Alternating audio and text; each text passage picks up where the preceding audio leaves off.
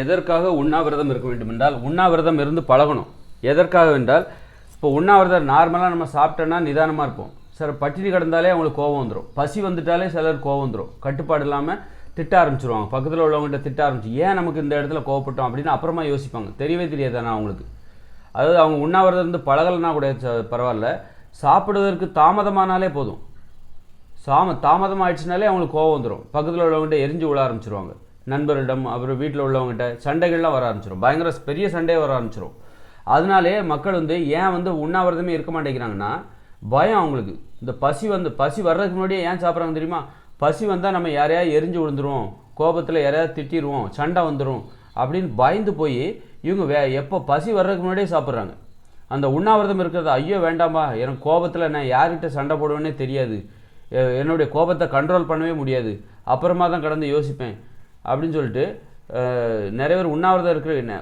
பெரும்பாலான மக்கள் ஏன் உண்ணாவிரதம் இருக்க மாட்டேன்றாங்க? ஏன் பசிக்கிறதுக்கு முன்னாடியே ஏன் சாப்பிட்றாங்கன்னா, பசி வந்துட்டால் உணர்ச்சிகளை கட்டுப்படுத்த முடியாது, கோபத்தை கட்டுப்படுத்த முடியாது, சண்டைகள் விடும். அந்த சண்டைகளை முன்கூட்டியே தடுப்பதற்காக பசி வருவதற்கு முன்பே சாப்பிடுகிறார்கள். அப்போ இதில் ஒரு விஷயம் என்ன, இதில் நம்ம கற்றுக்க வேண்டிய விஷயம் என்னென்னா, பசி வந்தாலும் நீ கோபப்படாமல் இருக்கணும், பசி வந்தாலும் நிதானமாக இருக்கணும். அந்த பயிற்சியை உண்ணாவிரதம் இருப்பதன் மூலமாக தான் பெற முடியும். பசி வந்துருச்சுன்னா அந்த வர்ற கோபத்துக்கு இருக்கு பாருங்கள். நீங்கள் பட்டினி கடந்து பாருங்கள். ஒரு வேளை காலையில் சாப்பிடவே இல்லை அப்படின்னா உங்களுக்கு வர்ற கோபம் உச்சக்கட்ட கோபமாக இருக்கும். உங்கள் பார்வையில் அந்த கோபம் தெரியும்.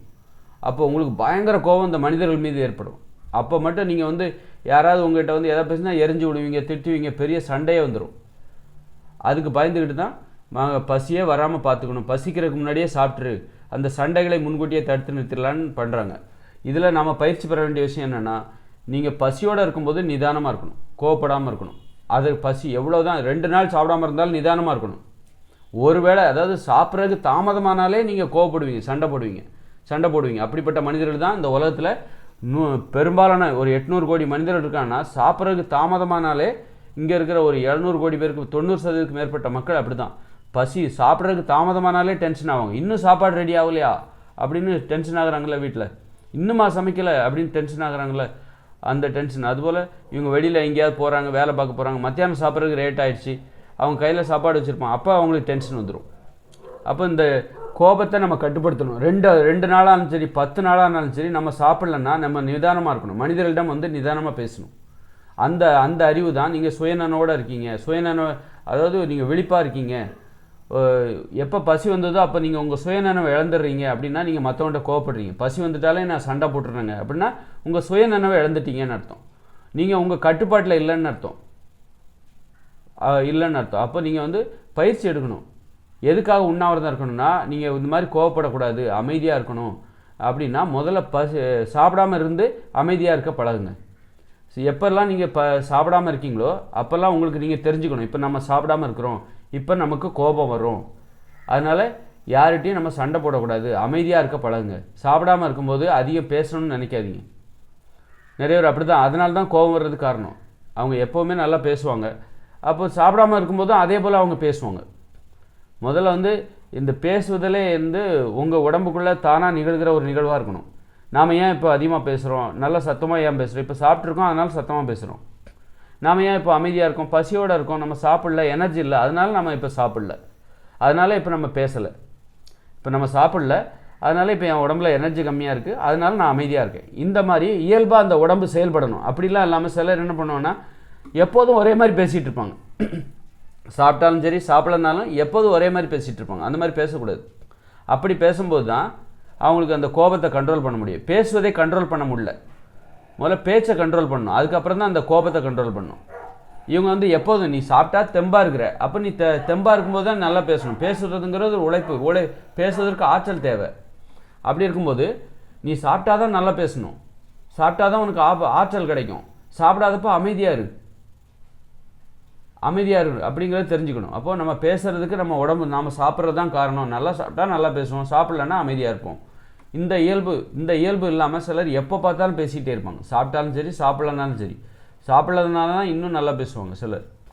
அந்த மாதிரி பேசும்போது தான் சண்டைகள் வரும். அப்போ முதல்ல பேசுவதை கட்டுப்படுத்த வேண்டும், அப்புறம் தான் நீ கோபத்தை கட்டுப்படுத்தணும். அப்போ எப்போ பேசணும், எப்போ பேசக்கூடாது. சாப்பிடும்போது நல்லா பேசு. இயல்பாகவே உன் உடம்புல ஆற்றல் இருக்குது, நீ நல்லா சாப்பிட்ட பிறகு நல்லா பேசு. சாப்பிடும்போது இல்லை, சாப்பிட்ட பிறகு நல்லா பேசு. ஏன்னா சாப்பிட்ட பிறகு உன் உடம்புல ஆற்றல் இருக்குது, அந்த ஆற்றலை பயன்படுத்தி நல்லா பேசுகிற. அதான் இயல்பான பேச்சு. சாப்பிட்லையா, நீ பேசுவதை நிறுத்தி விடு. ஏன்னா இப்போ நம்ம சாப்பிடல, நம்ம உடம்புல ஆற்றல் இல்லை. அப்போ ஆற்றல் இல்லாத போது நம்ம அமைதியாக இருக்க வேண்டும். அப்படின்னு சாப்பிடாதப்ப நீ பேச்சை நிறுத்திடு. அதனால் பேச்சை கட்டுப்படுத்து. இப்படி தான் பேச்சை கட்டுப்படுத்தணும். நம்ம என்ன நினைக்கிறோம் அப்படின்னா, இப்போ என்னென்னா காலையில் இப்போ நம்ம சாப்பிடல, அப்போ நம்ம உடம்புல ஆற்றல் இல்லை, இந்த நேரத்தில் நம்ம பேசக்கூடாது அப்படின்னு நம்ம கண்ட்ரோல் பண்ணிக்கணும். நம்மளே நமக்கு சொல்லிக்கணும், இன்றைக்கி நம்ம உண்ணாவிரதம் இருக்க போகிறோம், நம்ம உடம்புல இன்றைக்கி ஆற்றல் இருக்காது, இந்த நாள் இன்றைக்கி நம்ம பேசக்கூடாது. அப்படி நீ பேசினா அது செயற்கையான பேச்சு. நீ பேச்சே உன் பேச்சுங்கிறது உன் கட்டுப்பாட்டில் இல்லைன்னு அர்த்தம். நீ இயல்பாகவே பேசலைன்னு அர்த்தம். பெட்ரோல் இருந்தால் தானப்பா வண்டி ஓட்ட முடியும். பெட்ரோல் இல்லாமல் நீ வண்டி ஓட்டுறன்னு அர்த்தம்.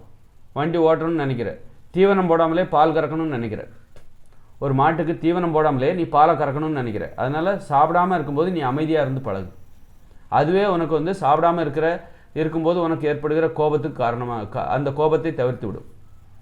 ஏன் சாப்பிடாமல் இருக்கும்போது கோபப்படுறாங்கன்னா, நானே சாப்பிடாமல் இருக்கேன், இந்த நேரத்தில் போய் என்கிட்ட பேச்சு கொடுக்குற அப்படின்னு சொல்லிட்டு என்ன ஏன் பேச வைக்கிற? நானே சாப்பிடாமல் பசியோடு இருக்கேன், என் உடம்புல ஆற்றல் இல்லை, இந்த நேரத்தில் என்கிட்ட ஏன் பேச்சு தர்ற, என்னை ஏன் பேச வைக்கிற அப்படிங்கிற அந்த கோபந்தான் சாப்பிடாமல் இருக்கும்போது பசியோடு இருக்கும்போது நமக்கு வருகிற கோபத்துக்கு காரணமாக இருக்குது. அதனால் பேசுவதை முதல்ல கட்டுப்படுத்தணும். அப்போ தான் கோபத்தை கட்டுப்படுத்த முடியும். நான் பேசிக்கிட்டே இருப்பேன் அப்படின்னு ஒரு பிம்பத்தை ஏற்படுத்துவாங்க சிலர். மற்றவங்ககிட்ட நான் எப்போ பார்த்தாலும் பேசிக்கிட்டே இருப்பேன், நிறைய கலகலன்னு பேசிக்கிட்டு இருப்பேன் அப்படிங்கிற ஒரு பிம்பத்தை ஏற்படுத்துறதுக்காகவே, அந்த இமேஜை காப்பாற்றணுங்கிறதுக்காகவே அவங்க என்ன பண்ணுவாங்க, செயற்கையாக பேசிக்கிட்டே இருப்பாங்க. பசி இருந்தாலும் சரி, சாப்பிட்டாலும் சரி, சாப்பிட்லனாலும் சரி, பசியோடு இருந்தாலும் பட்னியாக இருந்தாலும் எப்போதும் அவங்க பேசிகிட்டே இருப்பாங்க. இப்படிப்பட்டவங்க தான் பசி வரும்போது கோபத்தில் மற்றவங்ககிட்ட காய்ச்சி மூச்சின்னு கத்திக்கிட்டு இருப்பாங்க. அப்போ அவங்களுக்கு என்ன தேவை, முதல்ல பேசுவதை கட்டுப்படுத்து. பேசுகிறத இயல்பானதை ஒன்றாக மாற்று. கட்டுப்பாடு நீ கொண்டு இயல்பாக அது கட்டுப்பாட்டோடு தான் இருக்குது பேசுவது. நீ தான் அதை கட்டுப்பாடு இல்லாமல் செய்து வைத்திருக்கிற. எப்படி கட்டுப்பாடு? எனர்ஜி இருக்கும்போது பேசு. நீ சாப்பிடலையா, பட்னி கிடக்கிறியா, அன்றைக்கி உண்ணாவிரதம் கூட இரு. நம்ம இன்றைக்கி சாப்பிடல, உண்ணாவிரதம் இருப்போம். நம்ம இன்றைக்கி சாப்பிடல, யார்கிட்டையும் அதிகமாக பேசக்கூடாது, அமைதியாக இருக்கணும்.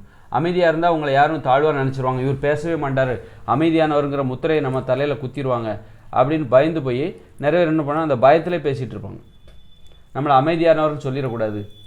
அவர் அந்த யாரையாவது ஒருத்தர் இருப்பார், அவர் ரொம்ப அமைதியானவர், யார்கிட்டையும் பேச மாட்டார் அப்படின்னா, அதுபோல் நம்மளையும் முத்திரை குத்திடக்கூடாது அப்படிங்கிறதுக்காக எப்போவும் இவர் பேசிக்கிட்டே இருப்பேன். பேசுவதற்காக ஒரு போட்டி இங்கே நடந்துகிட்டு இருக்கு. மனிதர்களுக்கு பேசுவதற்கான போட்டியோட அடிப்படை என்ன தெரியுமா? பேசுவதற்கான போட்டி தான். நம்ம வாழ்க்கையில் பேசுவதற்காக தான் போட்டி போடணும். நீ பேசுகிறது தான் உனக்கு மகிழ்ச்சியாக இருப்பதற்கு உதவி செய்யுது. அந்த போட்டியில் அளவு கடந்து போயிடுவாங்க. பேராசை பிடிச்சி போய் எப்போ பார்த்தாலும் பேசிக்கிட்டே இருப்பாங்க, சாப்பிட்டாலும் சரி சாப்பிடலனாலும்.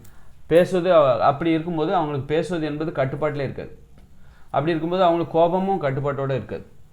அதனால் முதல்ல பேசுகிறத கட்டுப்பாட்டுக்குள்ளே கொண்டு வாங்க. அப்புறம் ஆட்டோமேட்டிக்காக கோபமும் கட்டுப்பாட்டுக்குள்ளே வந்துடும்.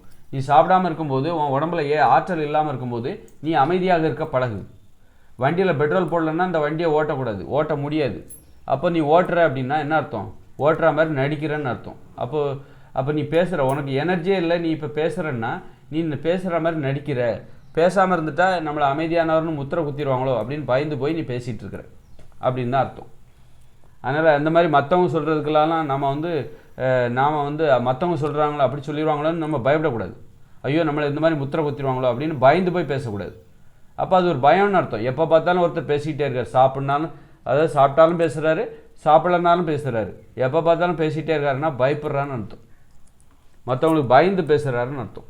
நம்மளை ஏதாவது சொல்லிடுவாங்களோ, இவர் அமைதியானவர்னு முத்திரை குத்திடுவாருங்களோ அப்படின்னு சொல்லிட்டு நம்மளை அப்படின்னு பயந்துக்கிட்டு, மற்றவங்க விமர்சனத்துக்கு பயந்துக்கிட்டு பேசுகிறாங்கன்னு அர்த்தம். அது ஒரு கோழைத்தனம். அப்போ நம்ம தைரியமாக இருக்கணும். அப்படின்னா என்னது? என் உடம்புல ஆற்றல் இல்லை, நான் பேச மாட்டேன், நான் சாப்பிடல, நான் இப்போ பட்னியாக இருக்கிறேன், என் உடம்புல தெம்பு இல்லை, நான் பேச மாட்டேன், நான் அமைதியாக தான் இருப்பேன். அதுக்காக நான் யார்ட்டையும் சண்டையும் போடக்கூடாது, சண்டையும் போடக்கூடாது, உறவுமுறையும் கெட்டு போயிடக்கூடாது. அப்போ அந்த மாதிரி இருந்துட்டாலே போதும். உடம்புல தெம்பு இருக்கும்போது நீங்கள் நிதானமாக இருப்பீங்க, அந்த நேரத்தில் பேசுங்க. அப்போ நிதானமாக பேசலாம். இந்த மாதிரியான ஒரு நம்ம கோபத்தை கட்டுப்படுத்தணும்னா அதற்கான வழி என்ன தெரியுமா? நீங்கள் பட்டினி கிடக்கணும். பேச்சை கட்டுப்படுத்தணும்னா பட்டினி கிடங்க, உண்ணாவிரதம் இருங்க. உண்ணாவிரதம் இருந்து அமைதியாக இருக்க பழங்க, பேசாமல் இருக்க பழங்க. உண்ணாவிரதம் எப்போதெல்லாம் இருக்கிறீங்களோ அப்போல்லாம் நம்ம பேசக்கூடாது. அப்படி வேறு வழியில் தவிர்க்க முடியாமல் 1-2 வார்த்தைகளை பேசுங்க. அப்படி பேசுவதை கட்டுப்படுத்தி விட்டாலே கோபத்தை கட்டுப்படுத்தி விடலாம். கோபத்தையும் பேசுவதையும் கட்டுப்படுத்தணும்னா அதுக்கு நீங்கள் உண்ணாவிரதம் இருந்து பழகுங்க. அப்போ எந்த சூழ்நிலையிலையும் நீங்கள் நிதானமாக பேசுவீங்க. எந்த சூழ்நிலை 5 நாள் பட்டினி கிடந்தாலும் நீங்கள் நிதானமாக யார்கிட்ட வந்தாலும் நிதானமாக பேசுவீங்க. அதுதான் வந்து உணர்ச்சிகளை கட்டுப்படுத்துறதுக்கான ஒரு வழிமுறை. அதுக்காக தான் நீங்கள் ஆரம்பத்தில் அது உங்களுக்கு வராது. உண்ணாவிரதம் இருக்கும்போது ரொம்ப கோபம் வரும், எரிச்சல் வரும், சண்டைகள் வரும், உங்களுக்கு பயம் வரும். என்னடா இது, அப்போ சாப்பிட்றணும் பயந்து சாப்பிடுவீங்க. ஏன்னா சாப்பிட்லன்னா சண்டை வரும் அப்படின்னு சொல்லிட்டு. அப்போ நீங்கள் படிப்படியாக பயிற்சி எடுக்கும்போது உங்களுக்கு வந்து கோபம்லாம் உங்கள் கண்ட்ரோலுக்கு வந்துடும். பேச்சு தவறுதலாக கூட பேச மாட்டீங்க. பிறர் மனம் புண்படுற மாதிரி பேச மாட்டீங்க. பேசிட்டு சிலர் வருத்தப்படுவாங்க, ஐயோ எப்படி பேசிட்டோமே அப்படின்னு சொல்லிட்டு. பேசுகிறது நம்ம கட்டுப்பாட்டில் இருக்கணும். நம்ம என்ன பேச போகிறோம், எதை பேசணும், எதை பேசக்கூடாது, நமக்கு இங்கே வந்து நம்ம கோவப்படணும், இங்கே கோவப்படக்கூடாது, இந்த இடத்துல நம்ம உணர்ச்சியை அடக்கிக்கணும் அப்படின்னு நம்ம உணர்ச்சிகள் நம்ம கட்டுப்பாட்டுக்குள்ளே இருக்கணும். அதுக்கு நீங்கள் எடுக்கக்கூடிய அற்புதமான பயிற்சி எது தெரியுமா? ஒன்றும் இல்லை, அதுக்காக நீங்கள் பெரிய புத்தகங்கள் எதுவும் படிக்க தேவையில்லை, பெரிய அறிவுரை எதுவும். உண்ணாவிரதம் இருக்கும்போது அமைதியாக இருக்க கற்றுக்கொள்ளுங்கள். உண்ணாவிரதம் இருக்கும்போது உண்ணா நோன்பு இருக்க கற்றுக்கொள்ளுங்கள். அப்போ நீங்கள் பேசாமல் இருக்கவும் கற்றுக்குங்க. உண்ணாவிரதம் எப்போல்லாம் இருக்கீங்களோ அப்போ நீங்கள் பேசாமல் இருக்க வேண்டும். அதுக்காக பேசாமல் முழுமையாக பேசாமல் அப்படின்னா இல்லை, யாராவது ஒருத்தர் கேட்பாங்க, தவிர்க்க முடியாமல் அந்த விதிமுறையை நீங்கள் மீறி ஒரு வார்த்தைகள் பேசிட்டு அமைதியாக இருக்க கற்றுக்கொள்ளுங்கள். உங்கள் உணர்ச்சிகள் எல்லாமே, கோபம் எல்லாமே கட்டுப்பாட்டுக்குள்ளே வந்துடும். தேவையில்லாத பிரச்சனைகளே வராது. தேவையில்லாமல் பேசி பிரச்சனைகளை இழுக்கிற அந்த வழக்கமே உங்கள் வாழ்க்கையில் இருக்காது. உங்கள் குற்ற உணர்ச்சியும் வராது. மற்றவங்க மனசு புண்படுற மாதிரி பேசிட்டுமே அப்படிங்கிற பிரச்சனையும் அங்கே இருக்காது. கெட்ட வார்த்தைகள்லாம் வந்து எப்போ வரும்னா, பெரும்பாலும் பசியோடு இருக்கும்போது நீங்கள் பேசுனீங்கன்னா உங்களுக்கு கெட்ட வார்த்தைகள் வர்றதுக்கு வாய்ப்பு இல்லை, கண்டிப்பாக வரும். அதனால் பசியோடு இருக்கும்போது பேசாதீங்க. மனசை சுத்தமாக வச்சுக்கணும். மனசில் கூட நம்ம கெட்ட வார்த்தை போடக்கூடாதுன்னா பசியோடு இருக்கும்போது அமைதியாக இருக்க கற்றுக்கணும். உண்ணாவிரதம் இருந்து நீங்கள் அமைதியாகவும் இருக்க பயிற்சி எடுத்தாலே போதும். மௌன விரதம், உண்ணாவிரதம், இந்த ரெண்டும் அண்ணன் தம்பி, 2 கண்கள். எப்பெல்லாம் உண்ணாவிரதம் இருக்கீங்களோ அப்போல்லாம் மௌன விரதம் இருங்க. அப்போ பேசுவது கட்டுப்பாட்டுக்குள்ளே வந்துடும். பேசாமல் இருக்கிறது ஒரு தாழ்வான நிலை, பேசுவது தான் உயர்ந்த நிலை. அதாவது உழைப்பது தான் உயர்ந்தது, தூங்குவது தாழ்ந்த நிலை. தூக்கத்தை கேவலமாக நினைக்கிறது, உழைப்பை மட்டும் பெருசாக நினைக்கிறது. அதுபோல் பேசுவதை பெருசாக நினச்சி பேசாமல் அமைதியாக இருப்பதை தாழ்வாக நினைக்கிறது, அசிங்கமாக நினைக்கிறது. கலகலன்னு இவர் பேசிக்கிட்டே இருப்பார் அப்படின்னு ஒரு இமேஜை கிரியேட் பண்ணுறது, அதுதான் உயர்ந்து. இவர் அமைதியானவர், பேசவே மாட்டார் அப்படின்னா, இவர் கொஞ்சமாக தான் பேசுவார் அப்படின்னா அவர் தாழ்ந்தவர் அப்படின்னு ஒரு பிம்பத்தை கட்டமைக்கிறது. அப்படின்னு நம்பிக்கிட்டு பயந்து போய் பேசிகிட்டே இருப்பாங்க. அதனால் தேவையற்ற பயம், தேவையில்லாத பேச்சு, தேவையில்லாத பிரச்சனைகள், தேவையில்லாத கோபம், இதெல்லாம் தவிர்க்கணும். அப்படின்னா உண்ணாவிரதம் இருக்கும்போது அதற்கு பொருத்தமாக நீங்கள் கண்டிப்பாக மௌன விரதமும் இருக்க வேண்டும். இதை கடைபிடிச்சாலே போதும், உணர்ச்சிகள் உங்கள் கட்டுப்பாட்டுக்குள்ளே வந்துடும். எல்லா வித உணர்ச்சிகளும் கட்டுப்பாட்டுக்குள்ளே வந்துடும். குடும்பத்தில் சண்டைகள் நீங்கும். சாப்பிடாமல் இருக்கும்போதே நான் அமைதியாக இருக்கக்கூடிய ஆள், சாப்பிட்டா நான் நிதானமாக தான் பேசுவேன். 2 நாள் பட்டினி கிடந்தாலும் நான் அமைதியாக இருப்பேன், யாருக்கிட்டையும் கோபத்தை வெளிப்படுத்த மாட்டேன். அப்படிப்பட்டனா சாப்பிட்டா மட்டும் எப்படி நிதானத்தை இழந்து விடுவேன்?